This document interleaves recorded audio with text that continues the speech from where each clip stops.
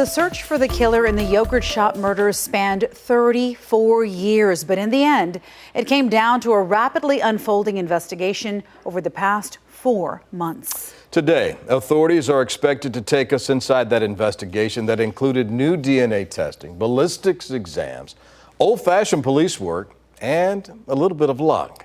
Senior reporter Tony Plahetsky has learned many of those details ahead of today's news conference and joins us now with what he's learned about how police really believe that they solved the case. So, Tony, thank you for being here. Walk us through the timeline as you understand it. So I just want to start by saying, is a lot to unpack here. And the foundation of all of this is not just DNA testing. It's also ballistics. It's also using police reports that are decades old. And it's also going back and re-interviewing many of the people. But the big break in this case really started earlier this summer, back in June, when Austin Police cold case investigators re-uploaded ballistic information from the crime scene that night into a national database. They had done that before, of course, but they learned that it was possible for information to essentially fall out of that federal database. So they went back and they said, let's re-upload it. They did. They got a hit on a cold case in Kentucky. That then set the investigation in even faster momentum. And at that point, they said, okay, what else can we do here? Keep in mind, years ago, they had developed a partial DNA strand. So they asked the state crime labs all across the country, will you manually upload this into your databases? This is not something that is typically done. But a crime lab in South Carolina said, sure, why not?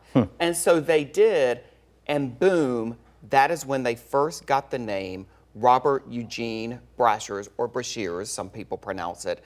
And at that point, this investigation was off and running in a new way. I'd like to ask you specifically, you said ballistics. You're referring to the weapon, the bullets that were used that night to kill those 4 young women in the yogurt shop. That's what they were able to kind of start with, the actual bullets that were there. That's right, and the shell casings, particularly from a .380 pistol. Okay. What authorities have subsequently been able to do is determine that a .380 pistol that they say was used in the crime, particularly to kill Amy Ayers, was also the same make and model that this suspected killer had on him when authorities found him and stopped him near Las Cruces, Mexico, 2 days after the yogurt shop killings. Oh my he gosh. had that same make and model of gun. That gun they similarly have traced to him years later when he died by suicide in Florida. But then there's one important last piece of this that is so, I think, compelling, and that is they had DNA from under Amy Ayers' fingernails, and what authorities tell me is that that DNA under her fingernails has now been linked to the suspected killer. And I want to just say that I talked to Bob Ayers, Amy Ayers' father, over the weekend. And what he said is just so compelling and so, touching to me as well. And that is, he said, we always knew that our daughter was going to help solve this crime. And he said, I've never been so prouder of my daughter than I am right now.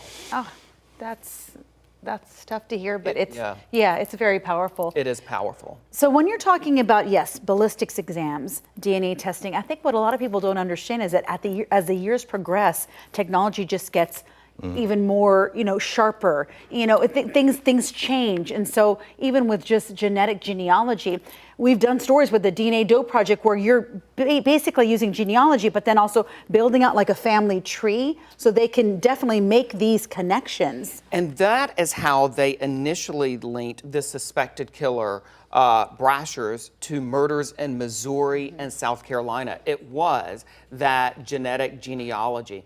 I also want to just answer this question because it's one that a lot of people have. They've been asking all weekend, why did it take so long? And it's important to remember that there have been tremendous scientific advancements that, make things possible today that were not possible even 5 years ago. True. Yeah, how many times do you hear them, oh yeah, we use the same evidence and we just resent it for testing. It's because it's updated technology. And then they get the hit. Yeah.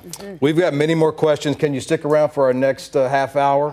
Absolutely. Okay. It's important to note, too, there's the news conference coming today, Yes. and authorities are expected to lay all of this out for the public. Okay, and We'll talk to speaking you of- again. Yes, we Thanks, plan Donna. to air that press conference this morning. Starting around 10 a.m., we're going to have special coverage from our KVUE News team. You can watch on air, online, in our streaming app, KVUE Plus.